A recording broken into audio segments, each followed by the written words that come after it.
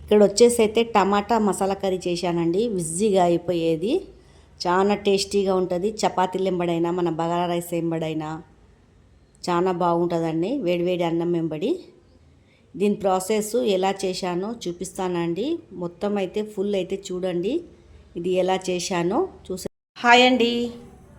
ఇక్కడ వచ్చేసి అయితే సింపుల్గా మన ఇంట్లో ఏం కర్రీ ఏం లేనప్పుడు కూరగాయలు ఇట్లా సింపుల్గా టమాటా ఉంటే టమాటా కర్రీ అయితే చేసుకోవచ్చండి. చూడండి, టమాటా, ఉల్లిగడ్డ, కొంచెం చింతపండు నానేసుకున్నాను.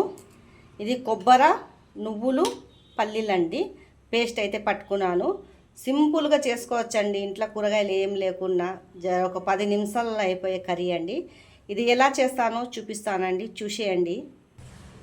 ఇక్కడ వచ్చేసి అయితే నూనె అయితే పోసుకున్నానండి. కొద్దిగా ఎక్కువనే పోసుకోవాలి నూనె. తర్వాత ఆనియన్ వేసుకుంటున్నాను.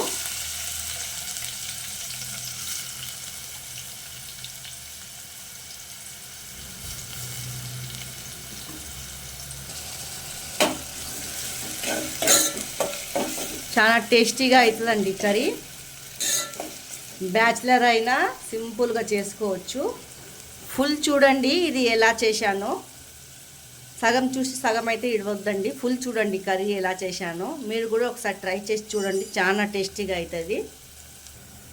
అల్లం పేస్ట్ అయితే వేసుకుంటున్నానండి.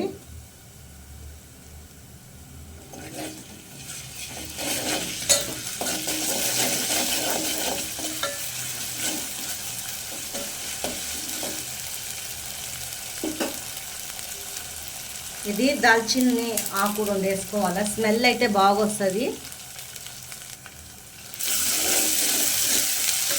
పచ్చి వాసన పోయే వరకు ఎంపుకోవాలా. తర్వాత మనకు రుచికి సరిపోయేంత కారం వేసుకోవాలండి.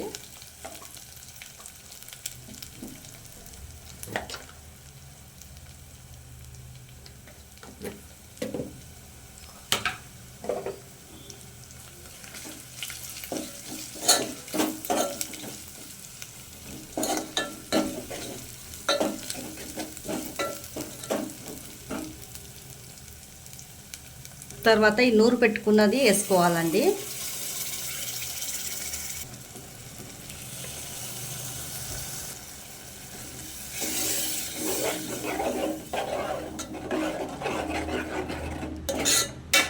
మసాలాకి ఎగనియాల.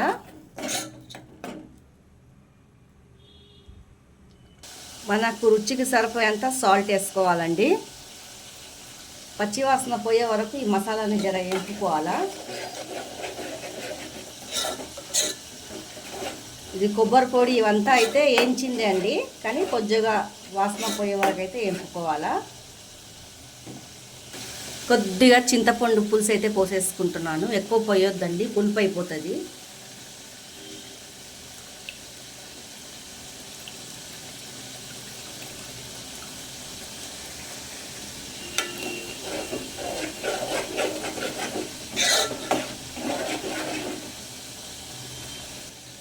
మన గ్రేవీ ఎంత తింటామో కొద్దిగా నీళ్ళు యాడ్ చేసుకోవాలా. దీంట్లో టమాటా యాడ్ చేసుకోవాలండి. టమాటా అయితే నేను కొద్దిగా ఏంపుకున్నాను ఫ్రై లాగా. కొద్దిగా టమాటా ఏంపుకుంటే నూనెలా ఫ్రై చేసినలాగా పచ్చివాసన అనేది టమాటా అయితే వెళ్ళిపోతుందండి. చాలా బాగుంటుంది. కలెమాకు వేసుకోవాలండి, స్మెల్ మంచిగా ఉంటుంది.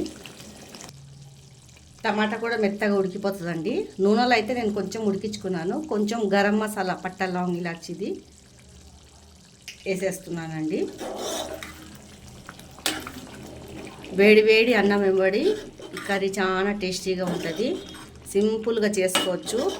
మన ఇంట్లో ఏం లేకున్నా ఉట్టి టమాటా, ఉల్లిగడ్డ వేసి అయితే చేసుకోవచ్చండి గ్రేవీ లాగా. కొద్దిగా కస్తూరి మేతి వేసుకోవాలండి. మీ దగ్గర ఉంటే వేయండి, లేకపోతే లేదండి. కస్తూరి మేతి వేసుకుంటే కర్రీ అయితే బాగా టేస్ట్ వస్తుంది. పైనుంచి అయితే కొత్తిమీర వేసుకొని అయితే దింపుకుంటున్నానండి. సింపుల్గా 10 నిమిషాలలో అయిపోతుందండి కర్రీ. ఇది చాలా టేస్టీగా ఉంటుంది. చపాతీలు ఎంబడైనా, అన్నం ఎంబడైనా, బగారా రైస్ ఎంబడైనా.